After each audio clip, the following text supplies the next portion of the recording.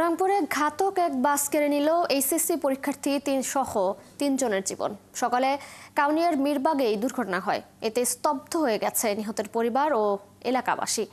এদিকে ঘাতক বাসের চালককে আটকে অভিযানে নেমেছে পুলিশ। শাহবাজিদ আহমেদের প্রতিবেদন। মঙ্গলবার সকাল 10:15টার দিকে মাহেশা গ্রামের আশরাফুল ইসলাম তার ভাইয়ের মেয়ে এসএসসি পরীক্ষার্থী আফসানা আক্তার স্নেহাকে নিয়ে যাচ্ছিলেন কাউনিয়া হাই স্কুল কেন্দ্রে। সাথে ছিলেন তার স্ত্রী রুবিনা বেগম এবং ছেলে রহমত আলী। রংপুর কুড়িগ্রাম আঞ্চলিক মহাসড়কে ওঠার পর কিছুটা এগোতেই পেছনে থাকা একটি দ্রুতগামী বাস তাদের মোটরসাইকেলে ধাক্কা দেয়। ঘটনাস্থলেই মারা যান স্নেহা, রুবিনা এবং তাদের ছেলে। ভয়াবহ এই দুর্ঘটনায় বেঁচে গেছেন সুতা ও লন্ডি দোকানি আশরাফুল ইসলাম।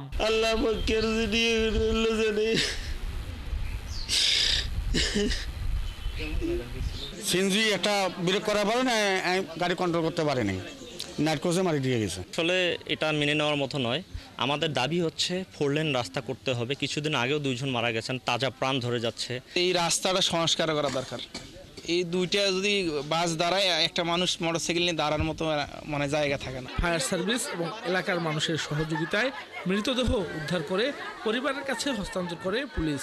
রোড অ্যাক্সিডেন্টে মারা যাওয়ার নিহতদের 5 লাখ টাকা করে সরকার দিচ্ছে বিআরটির মাধ্যমে, এবং ওনাদেরকে আমি ফর্ম দিয়ে গেছি, যে ফর্মে ওনারা আবেদন করলে আশা করি ওনাদেরকে আমরা পরবর্তী যেই সরকারের দিক থেকে একটা আমরা যে টাকাটা দিচ্ছি ওটা ওনারা পাবেন। এবং সবারই মোটামুটি মারাত্মক হেড ইঞ্জুরি হয়েছে, ব্লিডিং হয়েছে এবং মারাত্মক মর্মান্তিক দুর্ঘটনায় ঘটেছে। অজ্ঞাতনামা একটি মিনি বাস তাদেরকে চাপা দিয়ে দ্রুত গতিতে পালিয়ে যায়। আমরা বাসটা শনাক্ত করার জন্য চেষ্টা করতে। এলাকাবাসী জানান, গেল রবিবার রাতে একই জায়গায় মোটরসাইকেল নিয়ন্ত্রণ হারিয়ে একজনের মৃত্যু হয়।